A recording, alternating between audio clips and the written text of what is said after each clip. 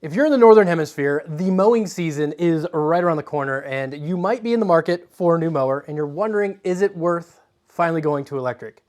Well, exactly 1 year ago, I was in the same boat. I didn't really need a new mower, but I've always wanted to have an electric mower just for the convenience of it. I had been pretty apprehensive about buying one, but I decided after using my snowblower and liking it so much, why not give it a shot? If it was really that bad, I'd just send it back. I mean, I had questions. Could it mow my whole yard in a single charge? Will it cut as good as my gas mower? Will it have as much power and not get bogged down in heavy or tall or wet grass? For the most part, yes. Today's video is brought to you by Capital One Shopping. Capital One Shopping is a browser add-on that helps you search for better prices while you shop online across thousands of stores like Target, Amazon, Walmart, and more. Available coupons are applied to your cart at checkout, finding you the best deals available with less effort. Last year, Capital One Shopping saved their users $470 million. You can also earn Capital One Shopping rewards as you shop online and redeem them for gift cards from StubHub, DoorDash, and many other retailers. My go-to for Capital One Shopping is to make sure that I'm getting the best deal on 3D printing material. I buy quite a bit of 3D printing material and mostly I get it from Amazon, so I use the Capital One Shopping app to make sure that I'm getting the best deal on the material that I'm currently looking for to make sure that there's no other sellers selling it for less. Click the link in the description below and save while you spend at CapitalOneShopping.com/majorhardware. Plus, you'll earn 10 bonus dollars when you install the extension to your desktop and sign up.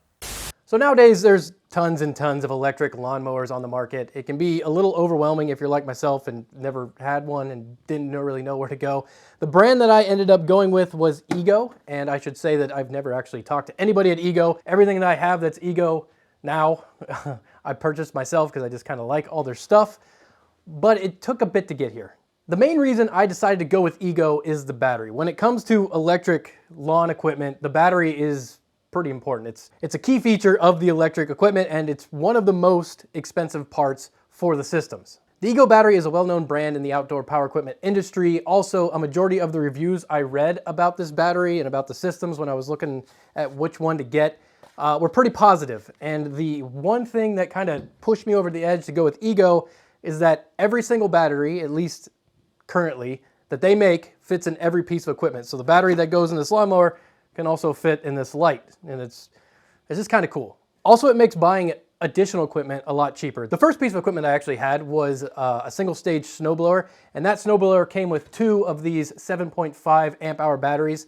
And when summer rolled around and I had a good experience with the snowblower and decided to actually get the lawnmower, all I had to do was just buy the tool only and not pay for the battery, and it saved a little bit of money. That's probably the biggest downside to this whole system is the battery. Probably the same for all electric equipment, but the battery is pretty expensive. I mean, they charge and discharge well, they stay cool. I've never had any issues with mine, but these, like this 7.5 amp hour battery here, is about $399. And if you want the biggest one that Ego currently offers, which is a 12 amp hour BAMF, that's about $599. So yeah, they're not cheap. However, that being said, you don't really need a whole bunch of batteries. I have three. I have two 7.5 amp hours that came with my snowblower, and I also have this one 5 amp hour that came with my leaf blower. And with these three batteries, I can pretty much use every piece of equipment I have. I've never had an issue where I've been waiting for a battery to charge. Normally, like for mowing, I'm using this one 7.5 amp hour, the other one's on the charger, and if I have to swap out, I just pull the one off the charger, put it in the mower, and then the one I'm using goes right on the charger. So speaking of batteries, let's talk about runtime, because that's the biggest concern. It was my biggest concern when thinking about getting an electric mower. Now the mower I have here is the Select Cut Pro XP with touch drive self-propelled technology, and I bought this tool only for $549. The area that I mow is roughly 7,700 square feet, and with one 7.5 amp hour battery, I can finish my whole yard on a good day in one charge. And I say good day because 95% of the time, I do have to swap out batteries about 85% through my entire yard. And the reason being is I almost always run this with the mulching blade installed, and I also have this striper on the back. Now, using the mulching blade and pulling a striper increases the power consumption of the mower, and that's why I have to swap out. If I'm running the mower with just without the striper, and it's a nice dry, easy cut, I can do my whole yard on one charge, no problem. But like I said, I pretty much never do that. So my recommendation, based on the experience I have over the past year, is to go to Google Earth and get a rough idea of how much area you're gonna be cutting. And if you're gonna be cutting 7,000 square feet or under, you can probably get by with just one 7.5 amp hour battery. Now, if you're cutting over 7,000 square foot, I would go with either two 7.5 amp hour batteries like I have, or jump up to a 10 amp hour or even a 12 amp hour based on how much area you're gonna be cutting. Now, as for power, how does this mower do in tall or wet grass, or tall and wet grass? In my experience, it does just a little worse than my gas mower. Now, the mower I had previously was a Honda 21-inch walk-behind mower, and the engine it had in it was a GCV 170. Now, the Honda with that GC 170 engine had a torque output of about 12.4 Newton meters, whereas Ego, this one I have here, they say it has around 11.3, and it kind of lines up with what I've experienced. Now, that being said, under normal mowing conditions, they pretty much both operated about the same.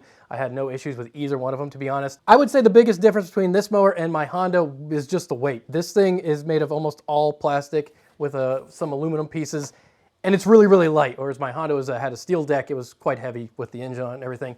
And that actually took a little bit of getting used to, just moving a lighter mower around, to be honest. But after you get used to it, the lighter one is much better, in my opinion. Now, Ego does sell a mower with a steel deck if that's something you prefer. The blade height adjustment is also really nice. It's just one handle to go up or down. My Honda had the individual wheel adjustments, which work, but they're just a little finicky. Don't like them as much as I like this thing. Now, it should be said though, if you plan on running a striper like I have the Checkmate from Big League Lawns. That does affect how much you can adjust the blades. With the Checkmate installed, settings 1 and 2, which are the lowest settings, pretty much unusable.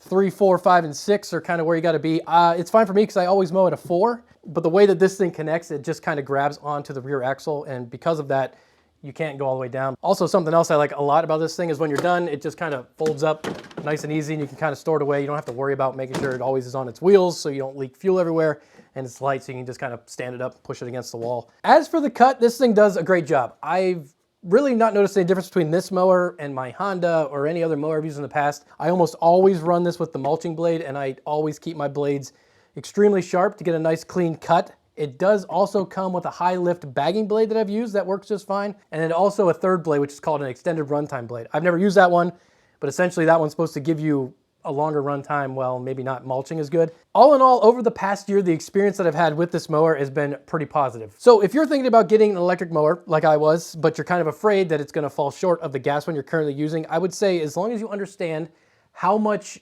area you're gonna be cutting and you get the appropriately sized capacity battery for the amount of space you're gonna be cutting, the only difference you're really gonna notice is the weight and the noise level. Now, electric mowers are not silent by any means, but they are way quieter than a 4-stroke gas engine. So thank you for watching. After a year with the Ego, I highly recommend the Ego products. You can see that I've purchased quite a few of them.